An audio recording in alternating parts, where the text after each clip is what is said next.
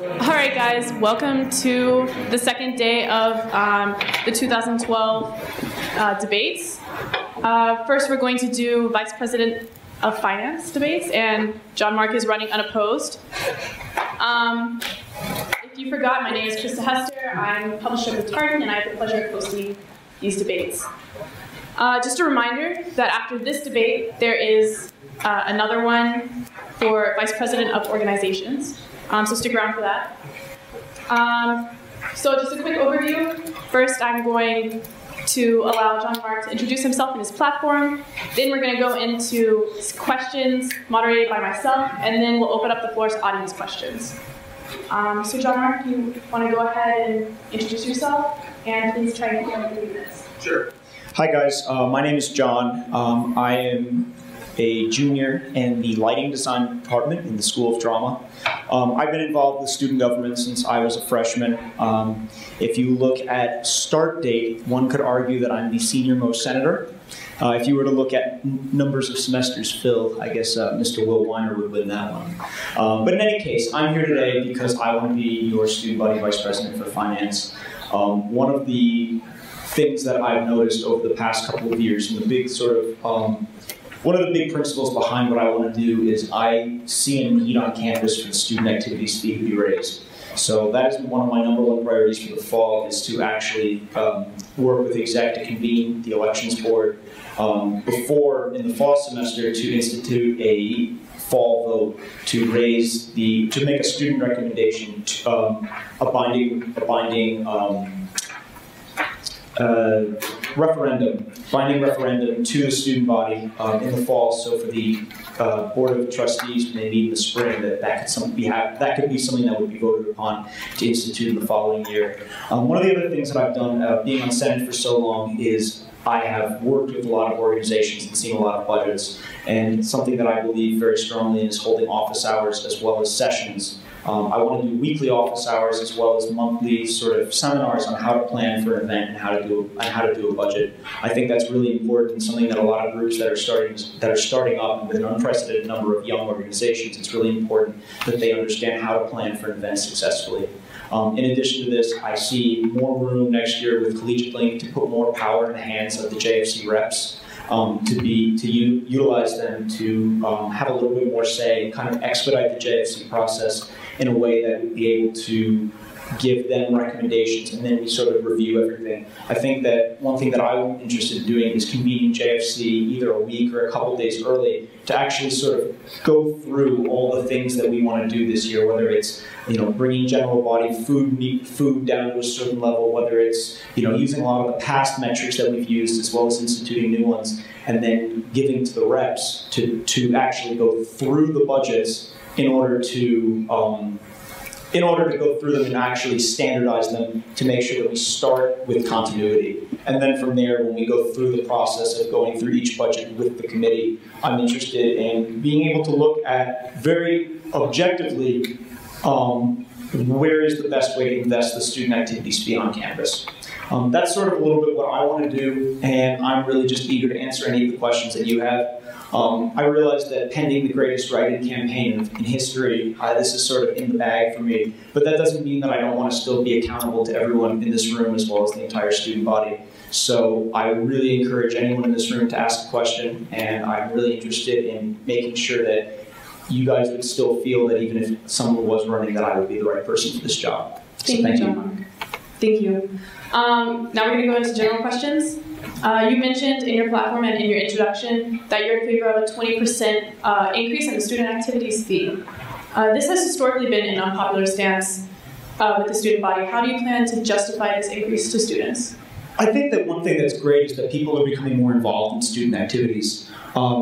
We're seeing an increased growth within organizations becoming recognized, and we're seeing increased growth within the community. We've recently did a survey trying to understand how many people are actually in different student organizations, and not to say that it was a very informal survey, but at the same time it resulted in close to 3,000 undergrads being involved in at least some student organization. So with that in mind, I think it's pretty easy to argue to the undergrad population at least that there should be this raise in the activities fee, which could lead to their groups being able to be better supported. One thing that so if you look at the numbers, there's about a 40% gap between what we can fund and what groups want right now. And I think meeting them halfway there is going to be really important to try to continue the growth on this campus and let groups that really want to grow and expand and do new things engage in those activities. So I think that the student, even if it isn't necessarily what the larger population wants, part of me also feels that the groups of people that are going to take the time to vote on such a referendum are the ones that would have a greater impact from this, and those are the people that want this. Yeah. So, not to say that everyone's voice shouldn't be represented, but I think that there's a good number of people right now that are getting ready to see this happen, and I see this being something that could really go running. Thank you. Here's the next question. What ideas do you have for improving and better facilitating the education of new student organizations about the financial process? So that's actually one thing that I want to do is I want to go to every authorized trainer session in the fall, and I want to introduce myself to everyone in the room who's going to be going there, who's going to have to be going through that process. As probably many people in here know, but maybe not everyone, authorized signers are the people in a student organization that are allowed to sign for expenditures made by the group. So introducing myself to them and letting them know about my office hours and the fact that I want to hold these events is something that I'm really passionate about, making sure that people know that I'm accessible to them to help them, especially if they are a young group, get off the ground and get going with the information that they need in order to plan a successful event. Thank you. Besides the budget ratification meeting, where do you plan to seek transparency in the midst of confidential financial information? What confidential financial information are you referring to? Referring to student organizations and how do you seek to publicize that? Their expenditures or their budget? Because everyone's budget is available on Budget Tracker to look at in the archives. After they become released, anyone's welcome to go look at where these groups say that they're spending their money. If elected VPF, I would make sure that if anyone requests an audit to be completed of a group, and if they have a good reason to do that, I'm willing to take that time to take care of that. As Vice President of Finance, what direction would you want to take the Joint Funding Committee in, and how would you improve communication between JFC representatives and student organizations? Something that I think is really important is that until I was in the room, in the JFC room, I didn't think that I had the best understanding of exactly what I needed to be telling my groups as a JFC rep. And I think that that's just due to the process, just sort of the nature of the beast. But at the same time, I think something that could be really good is taking the reps.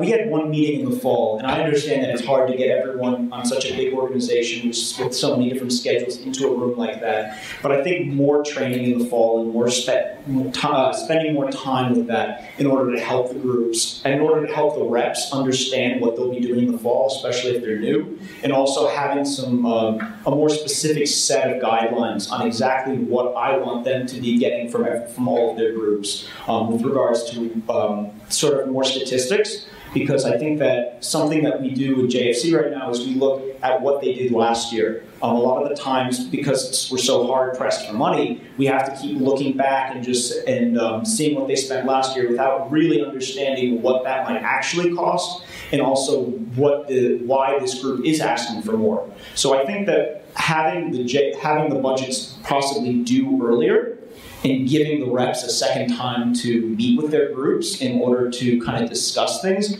is going to better enable them to have a better understanding in the room of exactly what they should be telling the whole group in order to better understand why the budget is the way it is. Thank you. And this is the last question before we go into audience questions. This has gone by pretty fast. Why do you think that a position that you've referred to as the most powerful position up for election only has one candidate running in? What do you think would incentivize and inspire others to run for this position in the future? So I was at the student body president debates last night, and as much as I was all ready to just have a good laugh at one of the candidates, Mr. Biegler, due to the nature of his campaign that he's presented for us, I actually thought it was very interesting, some of the points that he brought up, especially with regards to incentives. I think that when you look at the position of Vice President for Finance, it's a lot of work. It's in the fall, you're dealing with a lot of groups that are going on probation and understanding how to work with them and keeping an eye on them. I think that when you talk about running the JFC, it's a huge spring commitment. I think that one reason why people might be a little swayed from this position is because of the time commitment and because of what you'd be doing.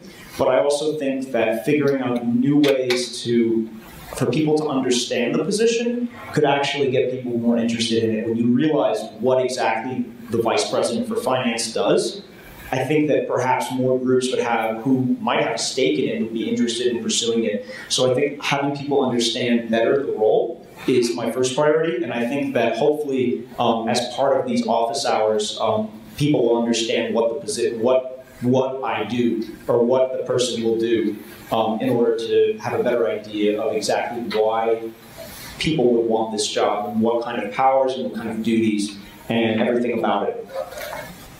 Thank you very much. So this concludes the moderated questions. If you guys would just come up here where this microphone is and ask, yeah, we'll arrange that. And we can start at audience questions. I was an AV kid in high school.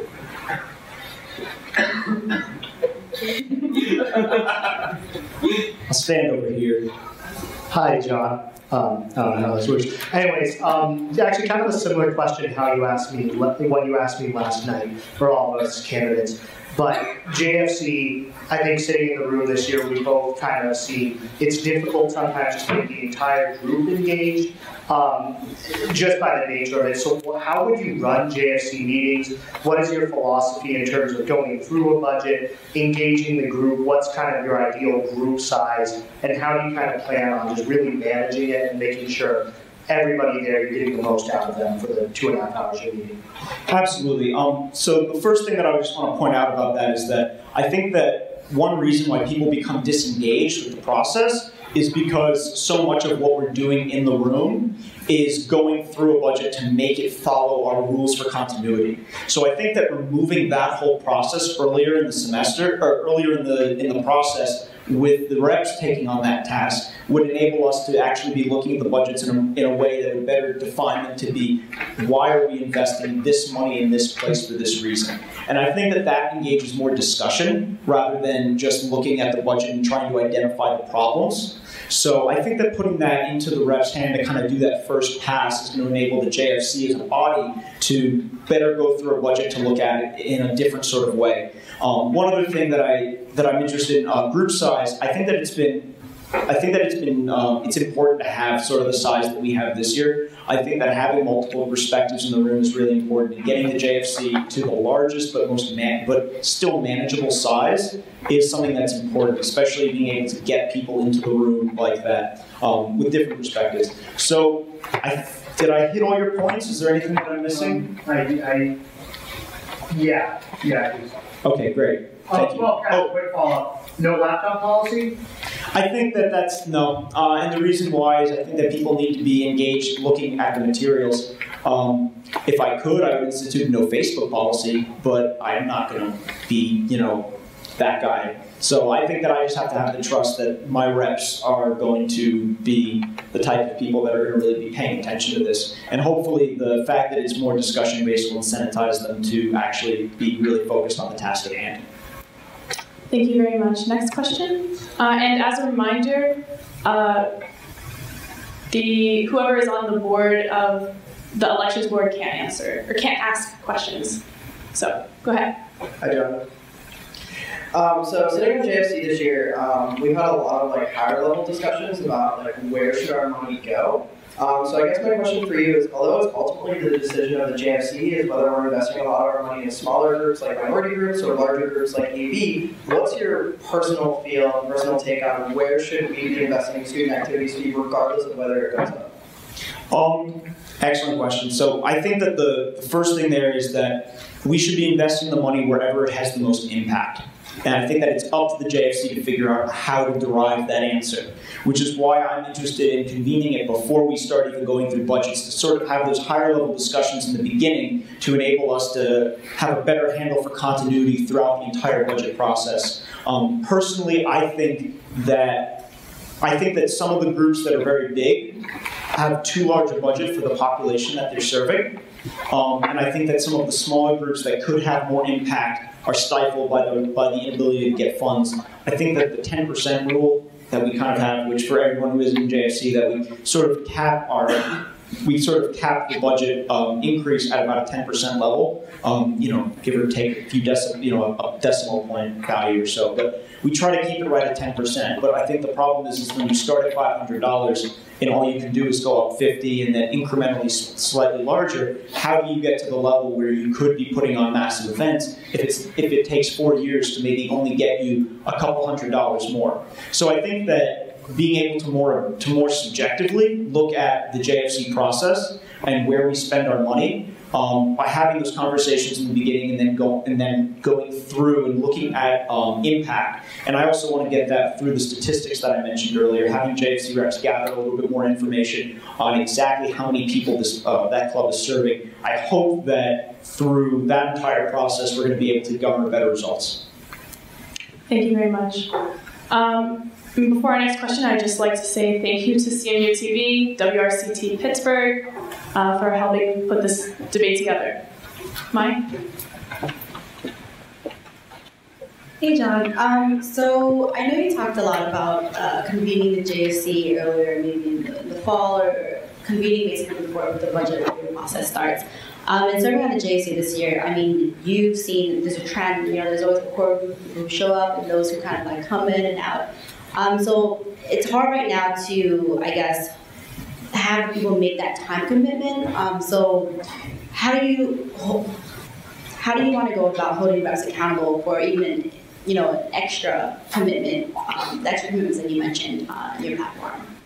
I think that comes down to really making sure that we pick the right people off the bat. I think that this year, one thing that what's interesting to me is that the people who show up on a really regular basis are some of the people that I identify as the more busy people on campus, but this is simply a priority of theirs. So I think that what's really important is maybe trying to figure out, having a conversation in the beginning about really what works best for people. Do we want to meet lots of days of the week for a short amount of time? Is it better to have longer meetings at a specific time? To be honest, I don't necessarily have the answers right off the bat for that one. I think it's something that would be looked at as part of the applicant review process of trying to figure out exactly how we're going to make sure that those people are going to be able to serve the commitment. I wouldn't be opposed to an attendance policy, though. The problem is, though, with the attendance policy on the JFC is that if someone doesn't fulfill their commitment and the result would be removing them from the JFC,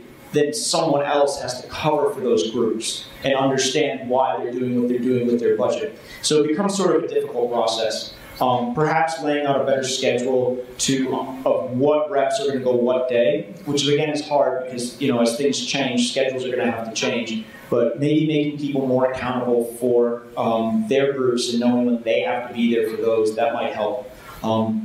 I'd be open to suggestions from everyone when we convene next year, and I really hope that we can get better attendance than we have this year, because I think that definitely has been a problem. Thank you very much. Next question? Hi. I'm the director for a sports team on Andy's development university team. I'm just wondering, how do you view sports teams and all this? Because primarily we don't really impact a major portion of the student body. We have about 40 committed members, so I think we're the largest club sport on campus. I know we have one of the larger budgets also, but I'm just wondering, I feel like we bring a lot of recognition to the school from traveling over across the country every year. We've gone to Montreal and we played D1 schools across the country, but just wondering how you view sports clubs in regards to how we'll be handing out budgets in the next year. On a completely unrelated note, one of my professors was a big Frisbee player back in the day, and you're wearing his Twitter logo right now on your shirt, which is kind of funny. Good old David Bovers. But on a completely more related note, I think that something that I've been pretty vocal about on the JFC is that we have to make the sports teams more manageable for the per person subsidy.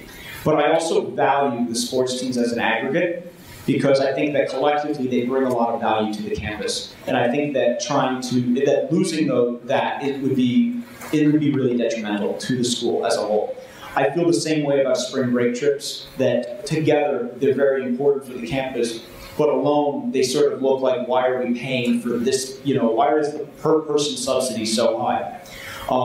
One thing that I think will help with that is if we can raise the student activities fee and things become a little bit more easy to move around and less pressure to be cutting and cutting and cutting. It'll help us be able to take teams and not be continually cutting down. But I think that also sports teams need to have the accountability to continue to fundraise and continue to engage in ways to make up for the funding gap that does exist as an overall across the board for student activities. Thank you very much. Next question? There's one. Yeah. So, since obviously there's going to be a lot more organizations going to JFC funding this year, and there's only one candidate running this year, there might be a spike in candidates next year because there's going to be a lot of changes, and that normally stirs up commotion. Given that you have a lot of initiatives, how do you plan on making sure that in the future that transitions well so that what you want to do continues? So one thing that I've looked at, so I've spoken to a couple people back. When I was a freshman, the student body vice president for finance was Nara, and Nara did a lot of these office hours and a lot of postering, and she made a big, that was a big belief that she had. And then when I spoke to Eric, who was the student body vice president for finance last year, he didn't value that as much. He didn't look at that as with the same importance. I think that whoever takes on the role is going to view the priorities of the role in a different way, and they're going to look to different things to make sure that they are completed. Whether or not office hours and budgeting continues after I'm gone is, I hope that it does, because I hope that whoever runs next year sees the value in it. Because I think there's going to be value in it. I think that the number of people that come to student activities that I hear from Casey, looking to put on events and looking for help, that should be something that student government is filling that gap to understand better why these groups aren't informed enough to be putting an accurate budget together. And I hope to sort of fill that gap in a little bit. Whether or not it's continued after I'm gone, I hope it is, because I hope whoever runs next year and whoever the student body votes for, collectively we all see the value in this. Thank you very much. Next question?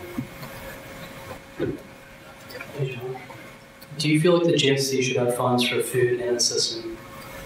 I think that the JFC, if you didn't have food, it's pretty difficult to get people to continually show up. Do I think that, I think it's a little hypocritical, but I also view that in a way that what we're doing is, if we weren't there to divvy up this money, who else would? And so if it takes an incentive to get people to show up, then I think that that's going to have to be the way it is. As for an assistant, I think that utilizing JFC reps more can be helpful, but there's also a lot of legwork that goes into the role that maybe isn't exactly what anyone wants to do. And if getting it done is a priority, and we view it as a priority, then it's student government's job to make sure that it gets done. And if that has to be done through a paid employee, then that is the case. I think that maybe one thing that should change is it shouldn't be called executive assistant to the student body vice president for finance, but calling it something that would make it more in line with what the role actually is, which is assistant to the financial services of student organizations. That, I think, is a better way to put it, so it doesn't look like it's an assistant to a person, but rather it's an assistant to the duties. Thank you. Next question. Not to bend real low for this one. On many campuses across the country, it seems like activities boards or official program groups are seen as a staple to student life as opposed to an organization that's required to compete against other organizations for funding. One easy example, if you go down the street to UPitt, they have the PPC, and they receive a flat rate percentage off the student activities fee. I'm curious to know what your thoughts are on Carnegie Mellon implementing something similar. I think that the thing is, I don't think that something like AB should have to compete for funds. And I think that for the majority of the AB budgets that we've been looking at this year, there doesn't seem to be any competition involved. With, no one wants to take AB Tech or AB Concerts and drastically reduce the number to support other groups. But at the same time, certain events that aren't getting the type of attendance that we would want to see with any event on campus, I think then we have to be looking at how that money can be better spent. And I think that as things continually evolve and change on campus of what people need and what they're using, having a government body like the JFC, being able to take in those numbers and figure out the best way to invest the student activities fee as a whole doesn't hurt. I think that there's certain aspects within Carnegie Mellon, like student world financials. One example is like the media fee, which is paid specifically for the newspapers. I think that having that fee exist the way it is important because newspapers are very static. People are either going to use them or they're not, and we always try to ask every 4 years to make sure that people are still using them. I think it's harder when you're dealing with a group on campus that's getting money to be able to look at them and to be able to put that out to the same kind of vote for a percentage like that because I don't think that necessarily the student body as a whole would have sort of I don't know if they would have the background to understand what other groups are doing as well as what AD would be doing, because as a whole they don't see the big picture like JFC does. They see much more of a micro sort of subset. Thank you very much. Next question. This is like my perfect height. Sorry, Adam. Okay, so one big thing, obviously, that you're running on is increasing the activities fee. But being on exec this year, it's been pretty apparent that GSA and grad students are not in support of the increase of the fee. And it's been constantly said that, well, with the undergraduates, it's kind of, they're in support and GSA is not, and so we will worry about splitting the fee, etc. But regardless of that, in the end, when it comes down to people voting for an increase in the fee, many students are going to look at it, as much as you try to inform people, many of them are going to look at it as an increase in the fee, and that's going to prevent a lot of people from voting for it. So how are you planning on informing students and getting the message out as to why you think this is necessary? Because the people in this room are the people who are usually well informed about why this is why an increase would be necessary, but not every student clicking on the link to vote will have that same background information. Absolutely. I think that the first step is having people understand what the activities fee brings them. A lot of people are involved, carnivals, sweepstakes. A lot of people attend AB Concerts, Spring Show.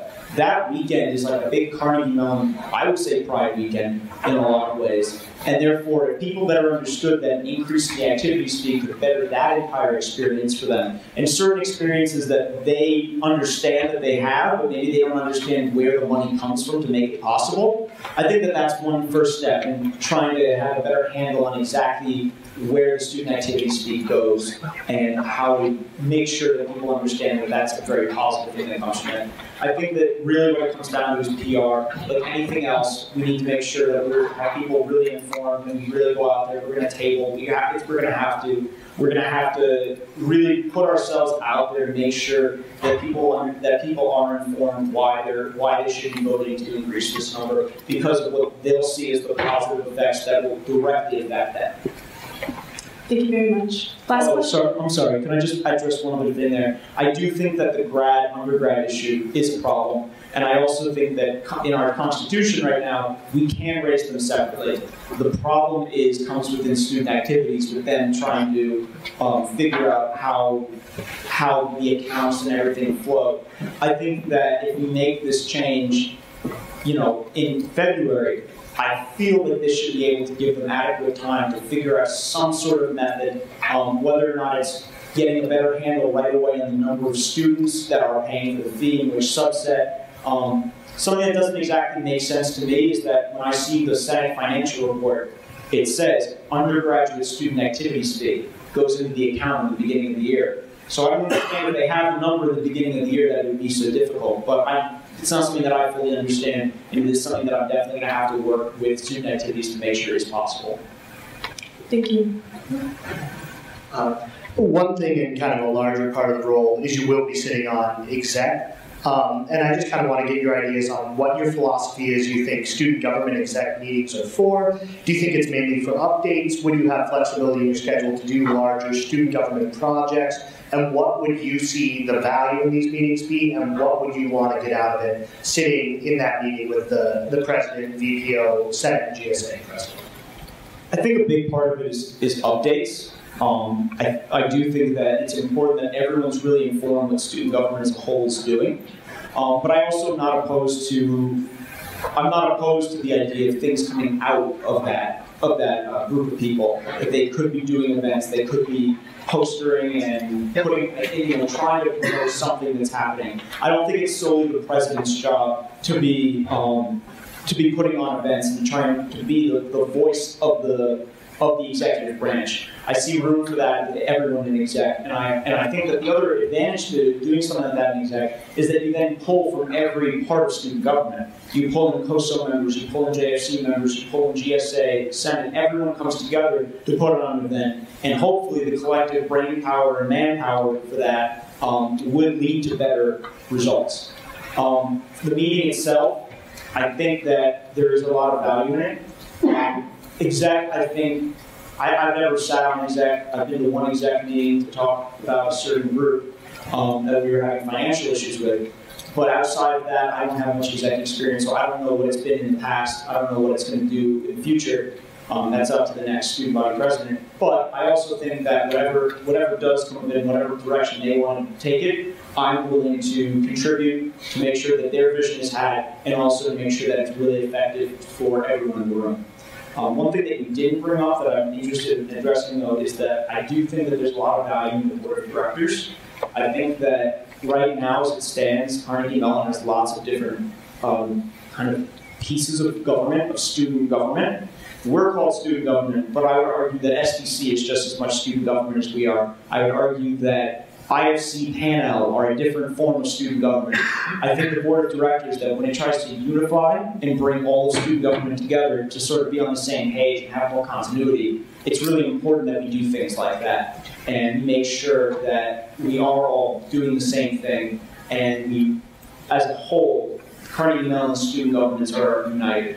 And one other thing that I'm interested in doing is I want to have monthly meetings with the GSA Vice President for Finance, as well as the Senate Finance Chair, to sort of understand what they're seeing with organizations that are coming through. I feel one of the things that I'm able to bring to the table in JFC right now as Senate Finance Chair is the fact that I know what groups have gotten special allocations, and I know how they followed up with me. And so when we're making decisions about groups that are growing that might need more money, the ones that have come to Senate for 3 special allocations are pretty good candidates for that. But I think that being more informed about that as the year, throughout the year is important, and it's something that I really want to pursue. Thank you very much, Jon Mark. And if there are no further audience questions, we're going to close this debate and start the next one. So.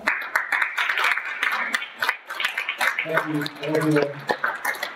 Just give us like 1 or 2 seconds and we're going to rearrange the mics and then we'll start the next debate.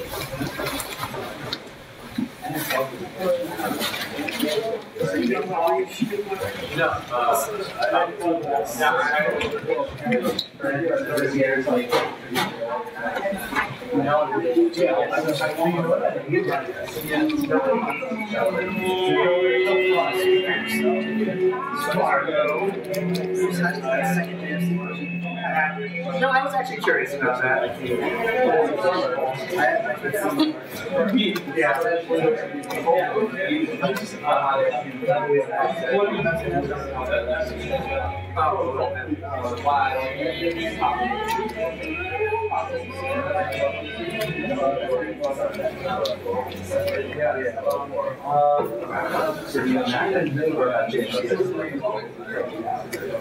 Yeah,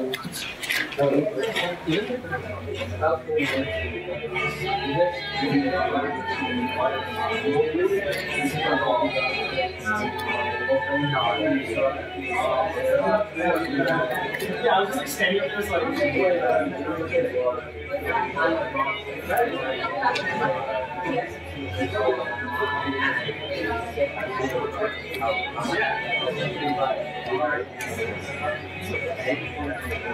instant tablets.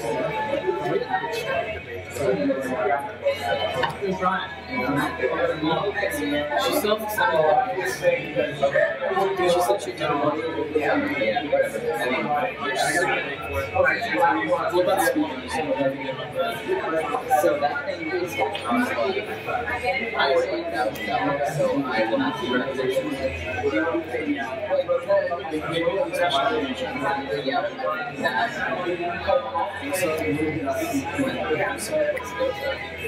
I was like, I'm not sure how much money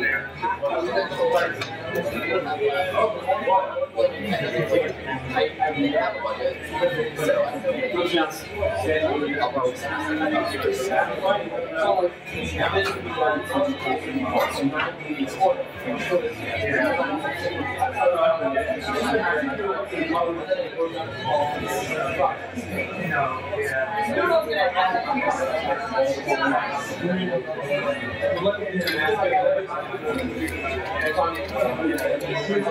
It's not that hard.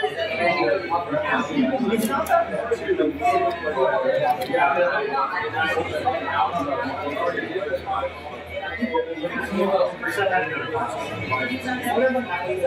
Did you see my plan?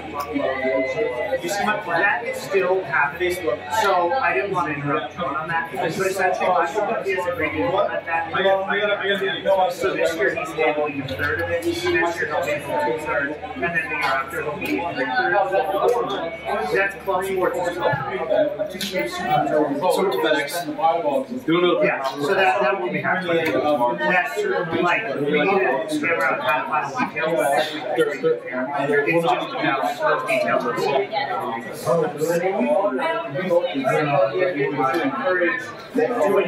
So essentially, it's nothing.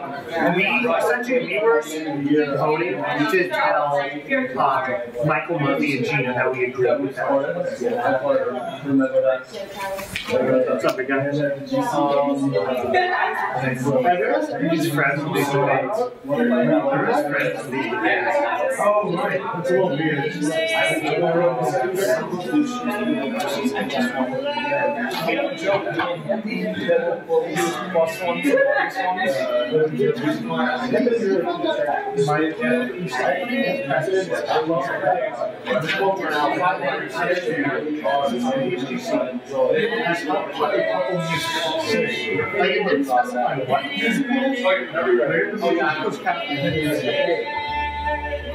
I have helped with a couple of musicals, Jon.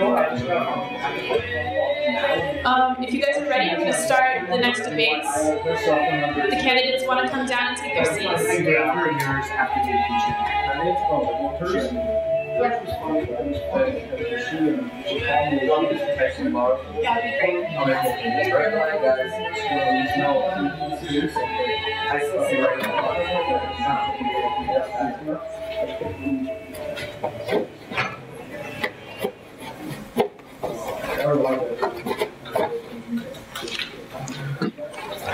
Okay, so we're going to be moving on to the Vice President of Organizations debate.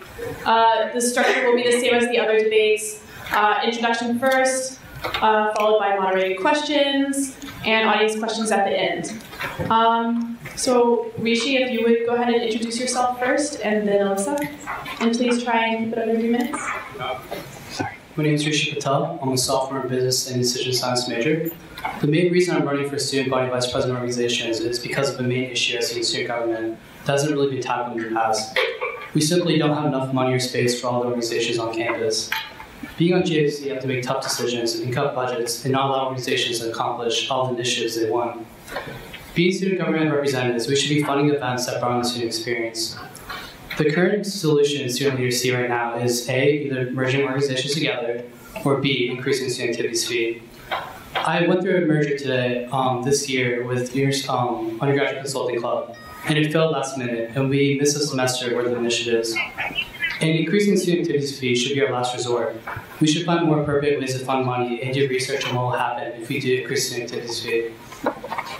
I believe my platform has 3 solutions to the problem. 1, we should build connections. We should foster relationships between the DRC and find space for organizations. We should build connections with alumni of organizations. I feel it's an untapped source of funding and knowledge that most organizations don't take usage of. And we should have model organization awards. 2, we should have increased collaboration. There should be collaboration between all organizations. There should be meetings between leaders of similar organizations where they can share ideas and accomplish similar goals. This will help them throw events together and use a collaborative event funding budget. And we should have joint COSO and JFC meetings. I believe that the vice president organization should attend all the JFC meetings and answer questions about organizations' mission statements. This will help JFC run more smoothly and efficiently and accurately allocate funds. And finally, we should improve efficiency. We should have a best practices packet for all organizations, a resource for organizations, all in one place, so they can know everything they need to know about university policies and fundraising. And we should revamp COSO. We should make the organizations categories more in-depth. So some organizations are grouped together and they can talk to each other about goals. And finally, we should use Collegiate Link to the best of our ability. The student body vice president organization should have weekly office hours for Collegiate Link and help students transition to the new program. We should publicize Collegiate Link with the media screens, and we should take a look at the data of students and at which events they attend, and get more accurate representation of how many students are in each organization, in each organization's public outreach. Thank you. Thank you, Rishi. Alyssa? Hi everyone, my name is Alyssa. I'm running for Student Body Vice President of Organizations. First, I'd just like to thank cmuTV, WRCT, the Tartan, as well as Elections Board for putting this all together. This is the second year I've served on Senate. I'm the communications chair for that committee, and this year we really worked on revamping and rebranding Senate as a whole. So that was one thing that I did. I'm also sitting on COSO currently. I'm the director of re-recognition. It's my second year sitting on COSO, so I have seen the position or the committee, move through 2 years at this point. Who's headed by Will Zhang's our current VPO. The 2 things that I'm really focusing on in my platform is 1, clarifying the recognition process, and 2 is really representing the organizations and acting more as a resource. So the first thing is really clarifying that recognition process. And I think in that it's really important to have a better COSO, so a stronger, more knowledgeable and committed group of people that really do understand the process very well. I think a stronger COSO means a stronger VPO. Stronger people that understand the process well enough that they can help student leaders in doing all the events that they want to do and planning the way they want to plan.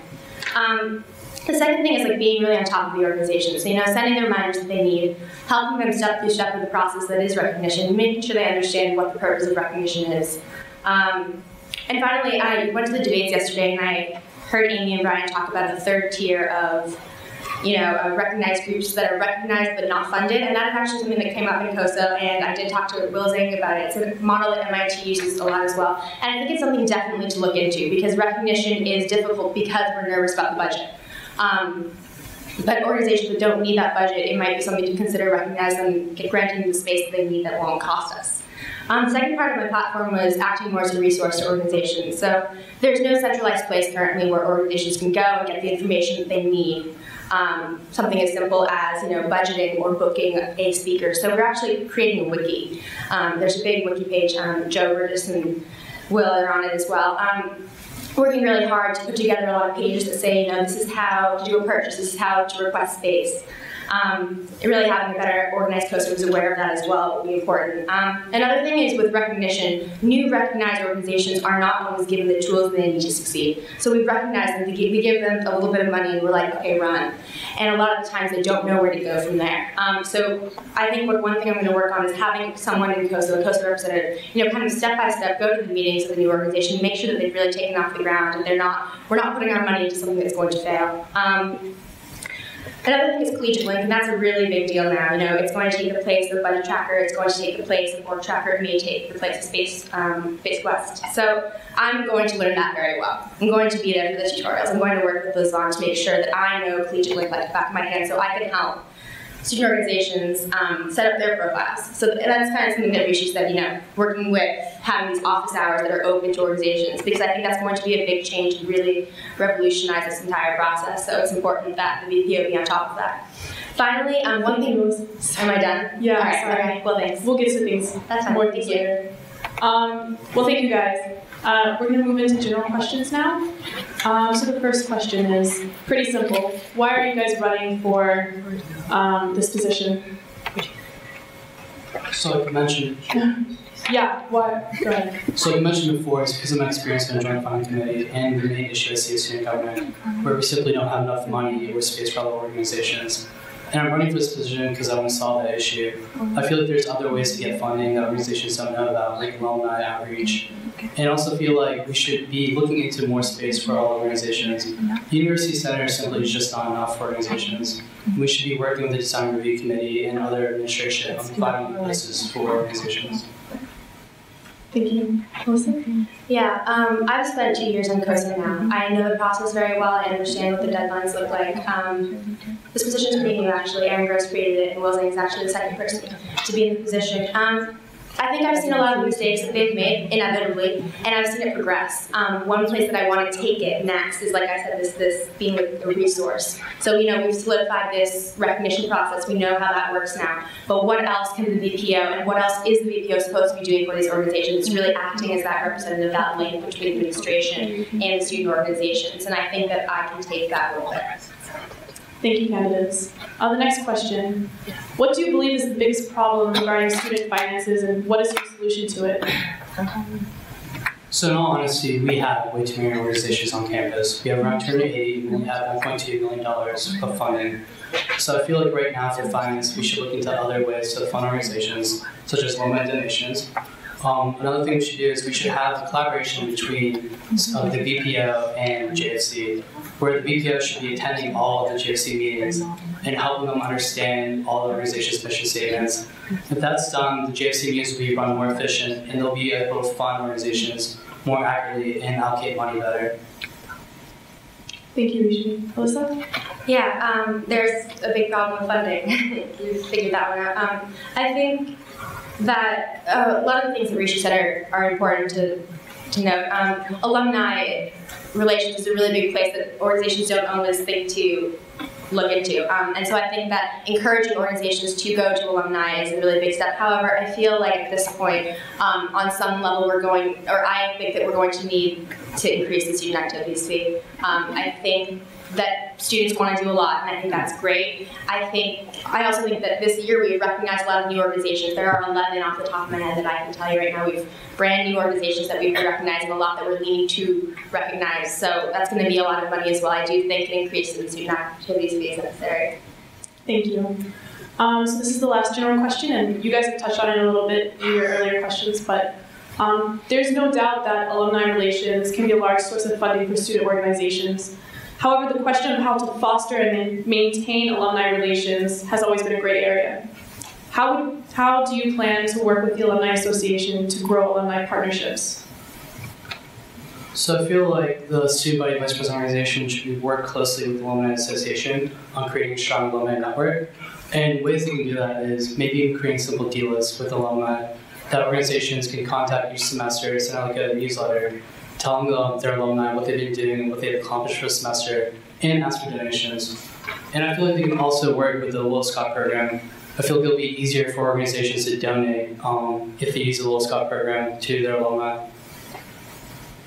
Thank you. Yeah, I think that it's on the organization to determine, to stay connected with their alumni. I think that COSO and the VPO can provide support in that area, that they should definitely be in touch with alumni relations, but it's on the organization to remember who their alumni are, and if they're emailing them and they're talking to them. I think that that's a really important thing for organizations to be doing, and I would encourage that to organizations. Fostering, these relationships between alumni relations is great, but at the end of the day, it's going to be, I can't ask alumni from an organization to donate to an organization. It's going to have to be the organization asking their alumni. So as much as I'd like to encourage that and everything, it's going to be put on the organization to do that kind of funding for themselves. Thank you, candidates. Now I have some specific questions for you guys, and just to switch it up, we'll start with Alyssa. Sure. So a large part of your platform is centered around reforming COSO, and you mentioned specifically that you wanted to appoint new COSO representatives yearly. What are your criteria for choosing COSO representatives? Yeah, actually, it's going the term for a COSO representative is actually a semester in my platform. The reason for that is I've been on COSO these 2 years and I've seen how things work. People get busy in the spring. People are busy in the fall. They go abroad. They change. Something happens. These people can't stay committed a lot of the time. So I want to change that. I want to change the term to a COSO representative to one semester so that we have knowledgeable and committed people. I'd also like to slate all these seats prior to the end of the year instead of meeting time before the end of the year. I did mention everyone reapplying. I think that's important. A lot of the members that sit on COSO currently, we're not given the tools to understand the process. What does it mean to be recognized? It's a really big question, you know. You're given space, you're given money, you're kind of legitimized in one way or another, but like, what is it that we feel makes an organization recognized as opposed to not recognized? So I am asking all members to reapply, and I also plan on having one-on-one meetings with all COSO members prior to the start of COSO meetings, just to be sure that all these members understand what's going on as well. New member education. I can't stress enough that you want knowledgeable and committed people on your committee for COSO because a strong COSO is really just a really good resource for the VPO in terms of keeping in touch with organizations and making sure the recognition process goes very smoothly. Thank you, Alyssa. This next one is for Rishi. One of your goals, if elected, is to create a booklet for student organizations. How would this differ from the Office of Student Activities annual handbook? This booklet would be more catered towards organizations on things that they need to know. So for a new organization, if it first once they start out, they have to access information from different websites and different parts of the CMU website. And I feel like all this information should be together where they should learn how model organizations run correctly. So this would be more like a best practices thing. So Scotch and Soda does a great job with the alumni relations program. And this would be great for them to show other organizations how they do it successfully, while the CMU booklet doesn't exactly show how other organizations do things in the past. Thank you, Rishi. Alyssa, you mentioned keeping COSO representatives accountable to their student organizations. What checks and balances have you thought of to make this happen? Sure. So I think one important piece of COSO that hasn't been talked about a lot is the Director of New Recognition and the Director of New Recognition. There are two elected positions in COSO. And I plan to, elect them, I think, at the second meeting of the year, have those positions set. And they're actually really great positions if you're used correctly. I think that they can ensure, or really just check up on, representatives, making sure that they're meeting when they need to meet. Things need to be done a bit more consistently and a bit more timely.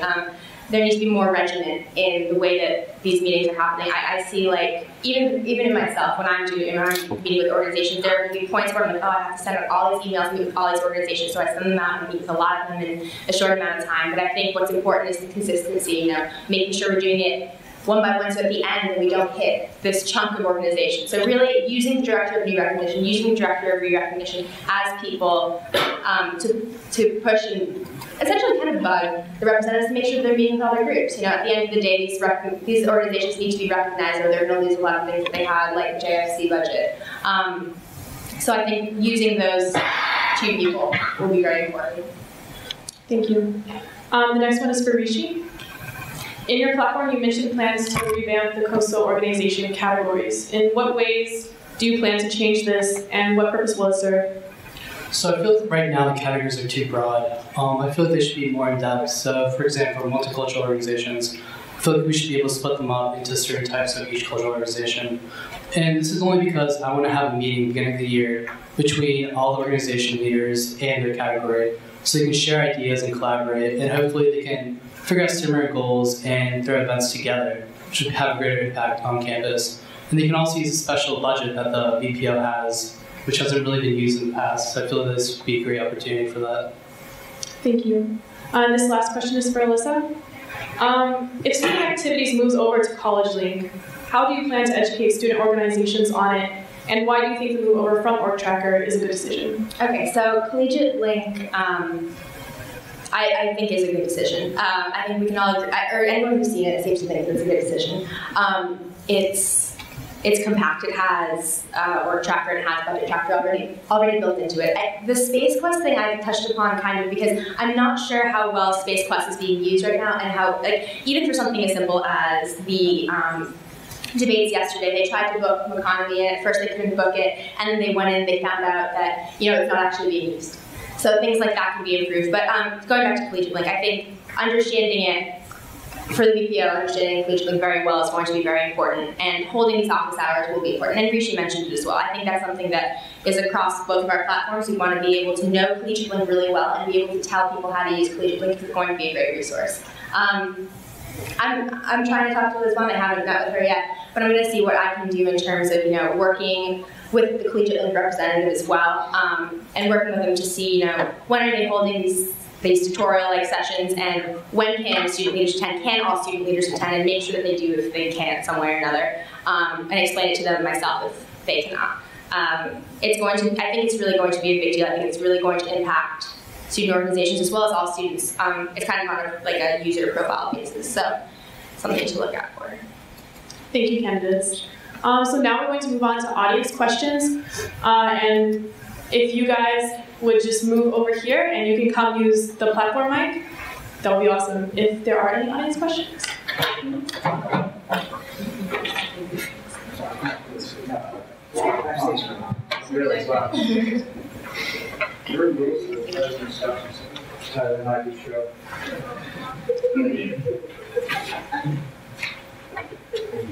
So I think one of the big challenges faced by the VPO is because it is such a new position and knowledge of COSO is not particularly good. And I think part of the issue you bring up, Alyssa, is with finding the right people there. So how do you guys see going about recruitment and actually making sure that people know what COSO is beforehand? Because I think a big issue is just knowledge asymmetry between the student body and maybe the student government people in the know, so that's why maybe not the right people are getting in there. So what strategies do you have, what tools, what experiences to make sure you get a really, really strong COSO body from top to bottom?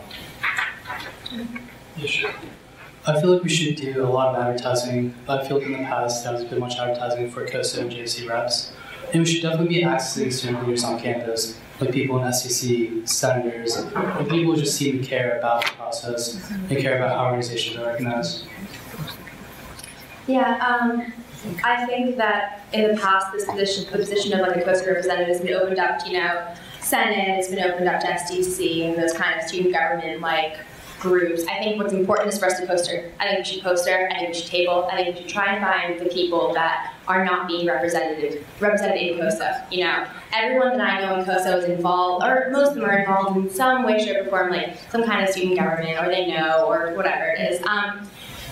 And in picking the representatives, I think what's important is looking for commitment. So what I've seen this year is sometimes we don't have enough people there. Attendance is bad.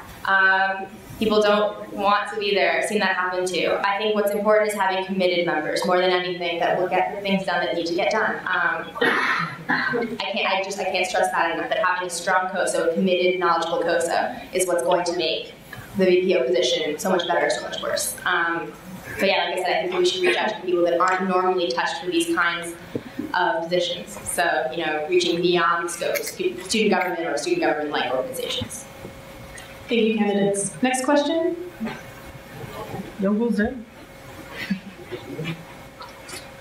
Hi.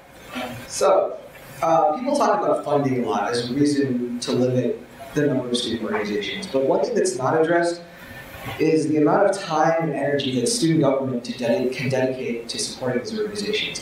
Whether it's the JFC going over budgets or the VPO looking out for them, giving them help and advice. There's only a fixed amount of hours and that you can spend, catering to the needs of every organization. And since that number is growing at a rate of about 7% per year, that means in 4 years there's going to be like 380 orgs. How do you plan to strike that balance? I definitely feel that we need to research on increasing student activities fee, because it has been increasing a lot in the past in organizations. We simply just don't have enough money to fund all of them. But I think other things we can do is we should have organizations collaborate together. Like, I feel like there's multiple organizations that celebrate Chinese New Year, and they all have separate budgets for that through JSC. And feel like if they all collaborate together and just celebrate together, it'd be more of a campus-wide event, and it just costs less for JFC. So if you can find and connect ties between organizations and events, we could probably reduce costs. But I feel like this one we save a limited amount of money, and the main thing we need to do is increase the activity fee. Can I follow up to that a little bit? Yeah. So my question wasn't necessarily about the funding, it was about the fact that You use the mics for the yeah, sure. My question wasn't actually about the funding, it was about the fact that as VPO, your job is to, you know, support student organizations and give them advice and be that point of contact to, you know, guide them whatever they want to do. But you have a fixed amount of hours, COSA has a fixed amount of people. You know, with the number of organizations growing, how can student government accommodate that? I feel like we should maybe have more COSA members or somehow accommodate the amount of organizations we have, so that could be a possibility. But I feel like we do have enough time to meet all the organizations and figure out their budgets and if they have enough money or not to throw events. Yeah, I think that's an interesting question because it looks like student organizations are just going to keep growing forever, and we're going to have a lot of them very soon. One thing that I think that we could have done better this year in COSA is combining the organizations and being a little bit more firm about that. These organizations are going to continue to grow at this rate if we don't ask them to combine. At some point, I think you look at the organizations and you're like, okay, these three are kind of in the same bubble. And what's hard is that you can't do that to already existing organizations. It's very, very difficult to make organizations combine once they're already existing. So what I think that we need to do is like do it from the get-go sort of thing. So as soon as we see an organization that's going to celebrate Chinese New Year, maybe we should look at all the other organizations that will celebrate Chinese New Year. But I think Rishi brings up a really good point. And one thing is that maybe organizations don't necessarily combine, they can still hold events together. And I think that's something that we should encourage. And I hadn't thought about that until now, and I think that's a really good idea. You know, these organizations, there are a bunch of them that celebrate Chinese New Year, and it'd be great if they could throw something together and put their money towards one cause. But in terms of looking at the time, I think that it's going to be difficult for a little bit. Slowly, organizations that don't do quite as much go defunct, and I think we've seen that happen as well. But what's going to be essential is just combining those organizations that are similar and having them use their money to the best of their ability. So what is the role of VPO? You know, really taking that student activities fee, and I mean not really the VPO, but like what we were trying to do is use the student activities fee to the maximum dollar. What can we do, like the best student experience that we can have? You know, offer them as many different options in terms of clubs, as many great events as they could possibly have. So I think that it'll be difficult this year, especially this coming year, to meet with all of them and to make sure that their needs are met. But in the future, looking forward, it's about combining the organizations and making bigger ones out of smaller ones. Thank you, candidates. Next person will start up. Okay, so I'm not focused more on full sports since that's my thing, and I apologize if I ramble, got like a few different things I want to touch on. So first off, I don't really think we use the JFC or the student dollars for a lot of the things that they go over at the beginning of the year. We used to use it with all sports, we a lot of the organizations use it more in general than us, but like both those things you're talking about, it's not really sports. I don't know how they exactly fit into your plan, Rishi, about and you know, both of the things you go over, like sitting down, meeting with the general topics. So like the general like sports or whatever it's called in the org tracker. Sitting down here, like you sitting down with rugby isn't going to accomplish that much. Or you get your events or other things like that. Something I did want to more say was in regards to how club sports are treated on campus. We got a new director of club sports this year. It's Andy Durant, remember, who's the coach, the head varsity tennis coach. The new ball guy quit in August of the previous year, which was really terrible for all of us. He's had been talking with him about how the space was used and how we have a lot of space on campus now behind those being made into turf. And just we've gone from my freshman year having like 5 practices a week of like 2 hours in length to this year having 3 maximum of 1.5 hours in length. And it's tough on all of us sports because now we're splitting with 3 other teams on guessing. It's crap, like basically now. I'm just wondering, is there any concerted effort that can be made to find out what organizations actually use this campus for? Like, and it can be more divided up by membership, because I know like we get the same amount of time that women's lacrosse does. We have 40 plus people, they have 8. It's not really helpful, it's not really good.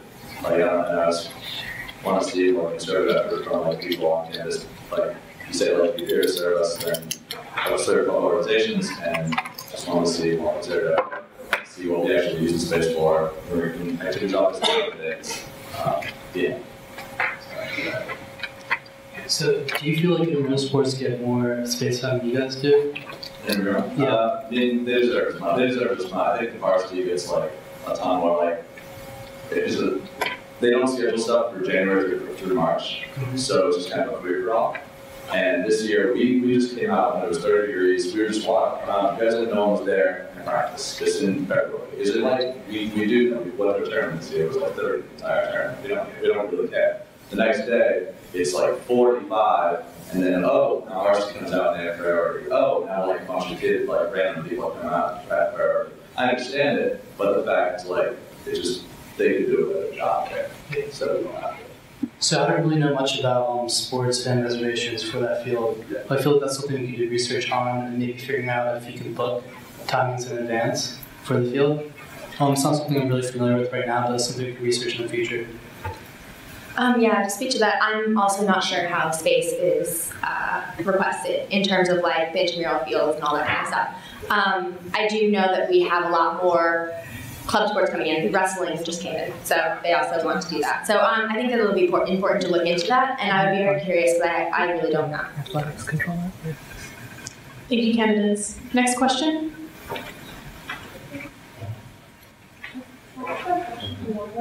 Yeah. Specific questions are allowed, or you can ask questions to both candidates. I had a question for Rishi. It seems like your particular particular background is all in finance and the financial aspect. So I was wondering why you're running for VPO rather than VPF. I actually have a lot of faith in Jon Mark and what he wants to do with VPF, but I feel like the VPF position is relatively new. There's a lot more you can do with it, which is why I'm running for it. I agree that I haven't had any experience on COSA, but I've sat in multiple meetings and read the bylaws and went to a COSA JFC meeting. I feel like I know how the process works. And what I do have is more broad student experience because of JFC. So I feel like, in all due respect, I feel like COSA reps don't really fully realize the impact of letting all these organizations on campus. But I feel like once you're in JFC and you have to cut budgets, you realize that what's actually happening with all these organizations, they're not able to throw all the events that they want to do. And I honestly believe that the VPO is like a new position. It's a new position, you can do so much more with it, which is why I'm relatively more catered to that than the VPF position. So I feel like you can accomplish a lot more and do so much more with it. Thank you, Rishi. Is there another question?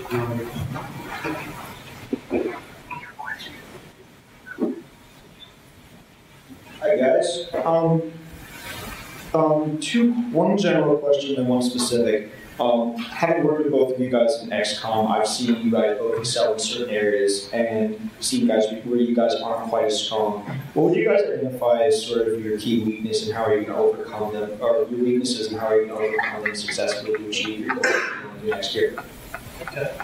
I feel like my key weakness is finding initiatives. It's not something I'm good at. As campus life chair, there was a semester where we just sat there and pretty much didn't do that much because we couldn't think of initiatives. And we would do small initiatives like fixing the water fountain or just contacting FMS.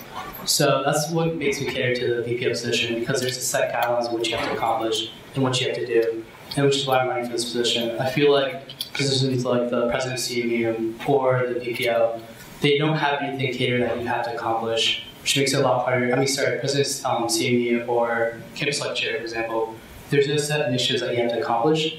So I feel like it's a lot harder to think of things. But VPO, you already have everything that you have to do. You already know everything you have to accomplish. So, yeah. Yeah, I think that one thing that I'm good at, you didn't ask what I'm good at, but you asked what I'm bad at, but one thing that I'm good at is I do work well in meeting settings. I do well as a leader in a meeting as well as sitting on a meeting. I think that maybe that's evident next time. I think you're really good too. I think one thing that I can work on is maybe staying on top of the people that I delegate work to better. So, for instance, like this is really important in terms of COSO. You know, giving people all these kinds of responsibilities and then making sure that they're also doing them, following through with them. Will Zhang has been actually really great with that.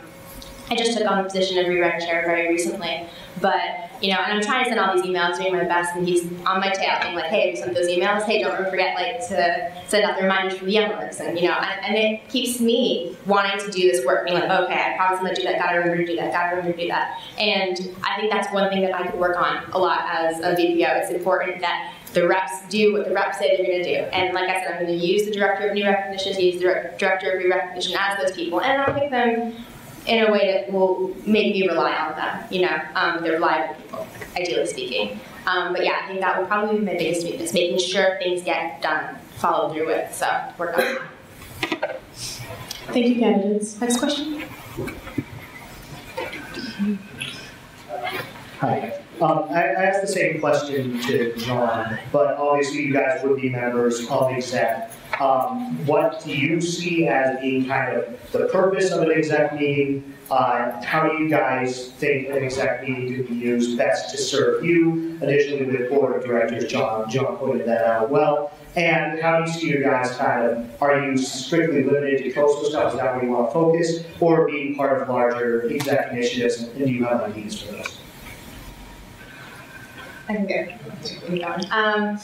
Yeah, so I just looking at like who's running for what this year. It looks like it's going to be some people from Senate in positions regardless. Jon will definitely be there. Yeah, okay. So what we're looking at is a similar group that I've worked with this year and Rishi's worked with this year. I think that we get along very well.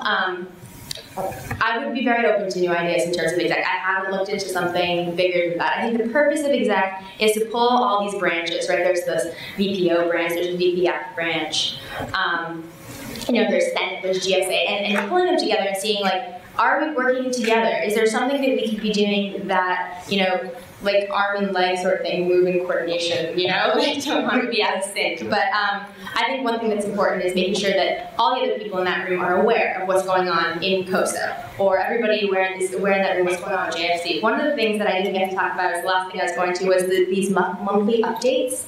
It's in the bylaws for COSO that basically the VPO should be giving these monthly updates, either written or verbally, to Senate and to GSA. And I think that's been done informally, more or less through exec. But as a senator, I never got that information. That was never given to me. And I've talked to senators, and they have no idea what organizations are being recognized and not recognized and where things are going. And these meetings are actually open. So any recognition meeting with a new group, it's open to anyone can come in and say, you know, I don't think this group should be recognized. I don't think it's a good group. Or I think this group is great, it should be recognized.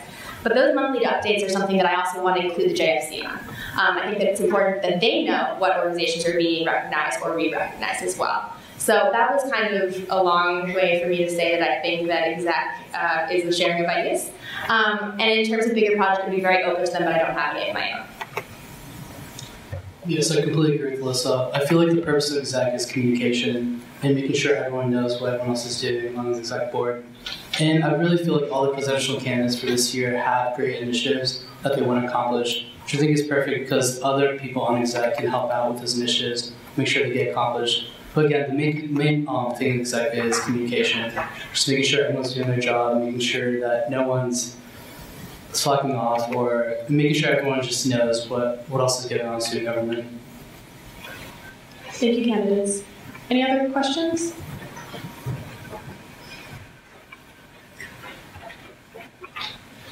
So most people don't know that the VPO actually chairs two committees, COSO and UCAB. So the University Center Allocations Board is a committee that's traditionally been run by student activities, and it allocates the space on the third floor of UC and most other things.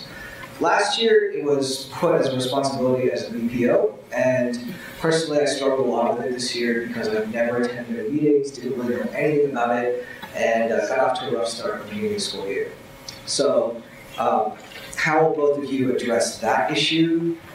And as a follow-up to Rishi, since you also haven't attended any COSO meetings this year, besides the joint meeting of the JFC, how will you handle that obstacle?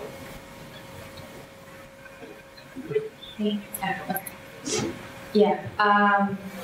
The first part of that question was, can you read it one more time? Just like one word, and I'll remember it. Sorry. UCAB. Great, okay, UCAB. Yeah, UCAB, I believe, I'm not 100% sure, you can actually correct me on this. What exactly was it this year versus other years? Why is it different this year? I think they actually allocated the space this year, and then next year is just going to be the maintenance, is that right?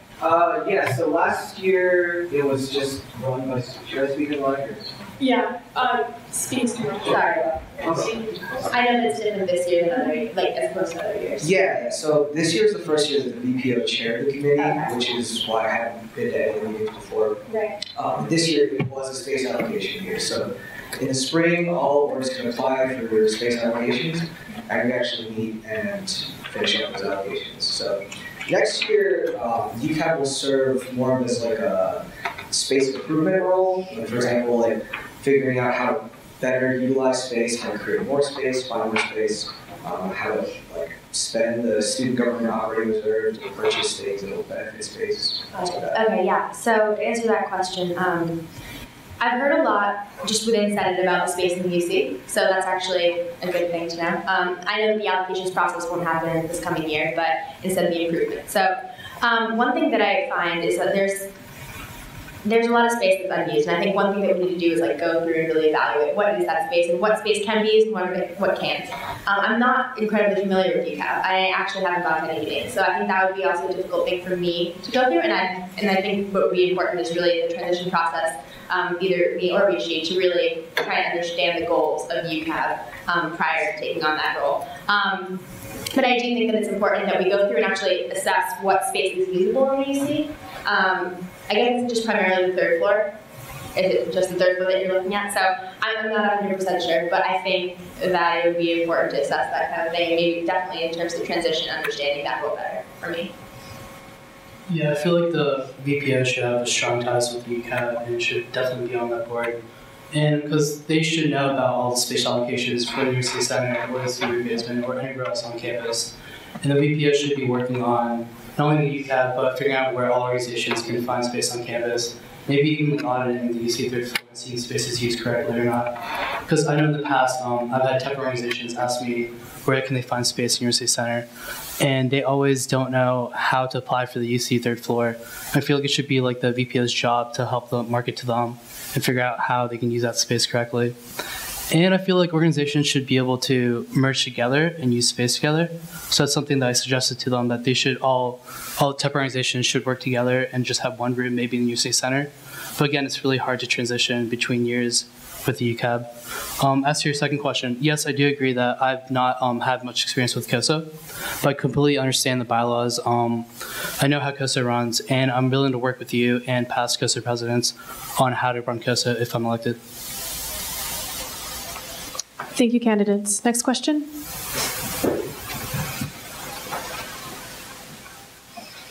Hi again, guys.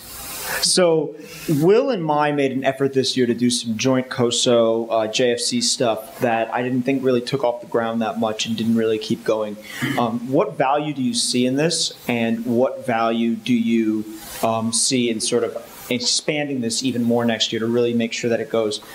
Just to give you a little bit of my thoughts too on this, is I think it really does need to be expanded, because I think that something that Alyssa brought up is that as a senator for as long as I have been, I don't feel, the only connection that I feel to organizations, which I don't even remember sometimes that how they're all under us essentially.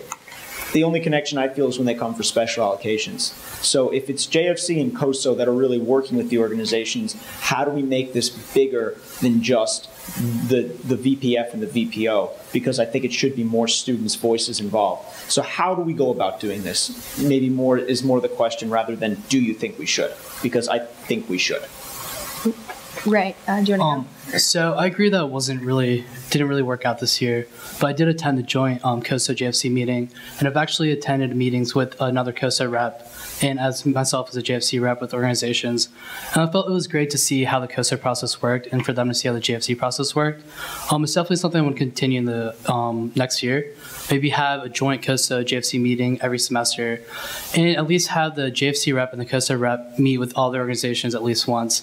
It's really hard to schedule for this. COSO COSA reps already have to have their individual meetings along with the JFC reps, but I feel like this is necessary for them to understand how each process works. Because pretty much COSA is like a gateway to JFC, and they should both know how each organization works. Yeah. Rishi brought up a lot of good points. What I think is really important is for JFC reps to understand the COSA process and for COSA reps to understand the JFC process. So if that means that the VPO gives the same new member education spiel to JFC reps as they do to the new COSA members.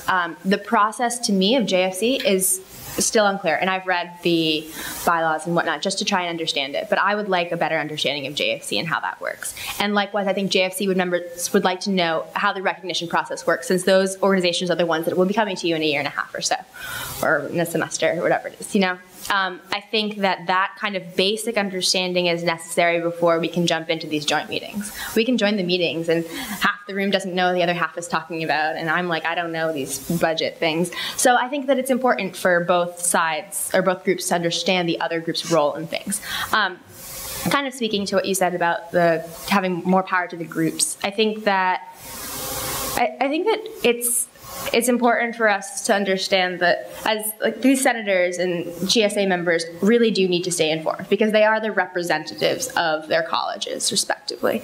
So I think that I can't stress enough, also these monthly updates things was kind of bugging me, because I didn't get to see the kind of things that I wanted to. I didn't know, as a senator, the only reason I knew was because I was on COSA. As a senator, I didn't know the organizations that were being recognized, and I don't think anyone on GSA did either, although I'm not so sure how much they cared about undergraduate organizations. But I think that it's important for them to know, because the numbers that were going in, the numbers of new organizations that were being recognized was a little bit surprising at first, and I think that senators and GSA members would have been, maybe said something or been a bit more concerned had they known, but they didn't. So improving that communication would be important. Thank you, candidates. Any further questions? Come on.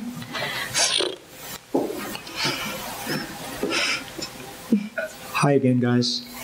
So this one is just a little bit about, I think that one thing that at least I've noticed with both of you speaking here today is that you both are very much, there isn't really an issue yet that we've seen a really big divide on between the two of you. I think that, at least my perception is right now, that there's a very unified view. So how do you think that you differ from the other candidate in ways that will make you the stronger candidate to fill this position? It's your turn. All right, well, I'm actually really good friends with Rishi. We're really good friends.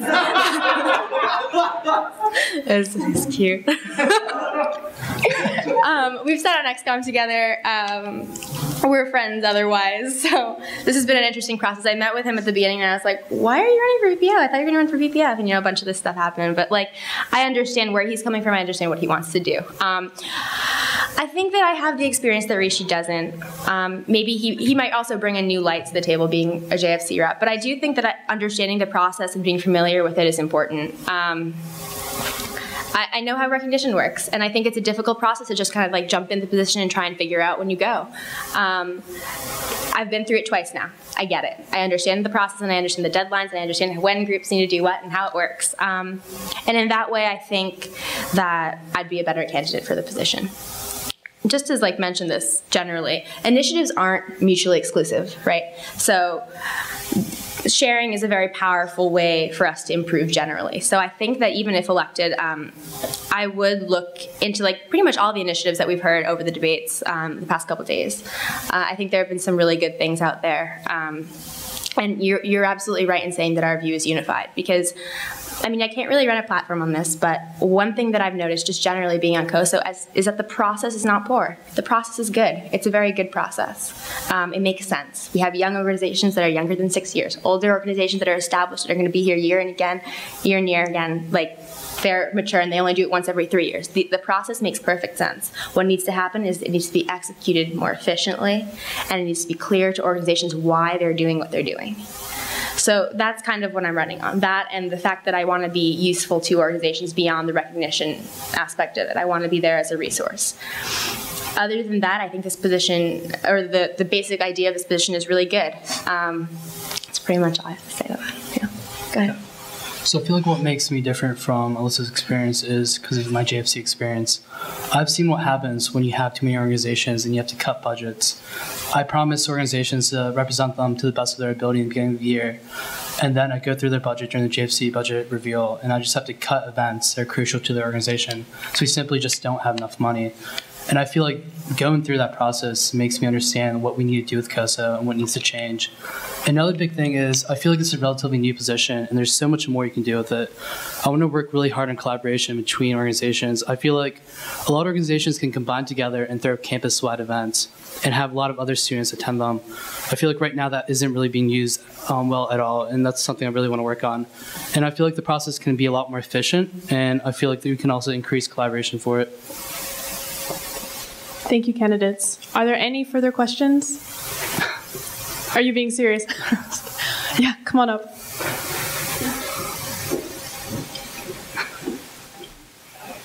I asked this question yesterday at the debate, and I think it's really important.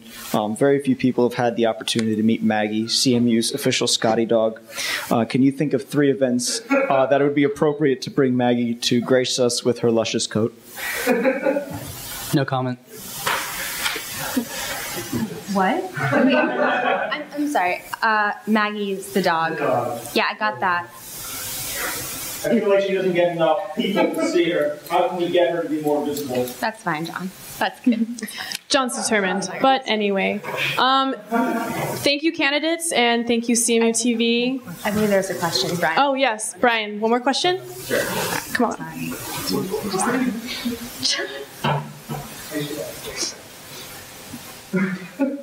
Yeah, so both of you have talked a lot kind of about kind of combining organizations and kind of doing collaborations between organizations. So I think that this can work sometimes, but a lot of times this can basically just kind of kill a new organization that's trying to start up. How would you go about doing kind of these collaborations while making sure people are kind of have the ability to kind of start groups and do what they want to do? So I'm not completely for merging all these organizations together. I went through an organization merger this year with Undergraduate Consulting Club, where we tried to merge with another organization, and last minute it ended up failing. And we ended up losing a semester worth of initiatives, and we didn't get anything done last semester because of that. So what I want to do is have more collaboration. I don't really feel like merging is that necessary, but if some organizations do have similar mission statements, it has to happen. But I feel like if you do have collaboration with organizations, have them throw events together, go through similar goals together, that's more useful than trying to make 2 organizations merge together and have it possibly not working out. Yeah, I think that's a good point that you bring up. I think that in a lot of cases we see groups that come in that it's unfortunate, but we need to serve the students best. And new organizations can get swallowed up by bigger ones and asked to join. And that happens because we're trying to serve a very broad student population, right? So if I have the chess club and I also have CMU wrestling, like anything kind of similar to chess, we have maybe like board game, not that they're actually 2 separate organizations, but the point being that they do combine to serve the better interest of the body. And I think what's important is that when these new organizations do come, COSO assesses them and they say, you know, this is actually something that's really different and it's unique and people are interested, and that the organizations that we choose to recognize, that especially the new ones, and I mentioned this, is really working to make sure that they succeed. So not just kind of like sending them out into the wild.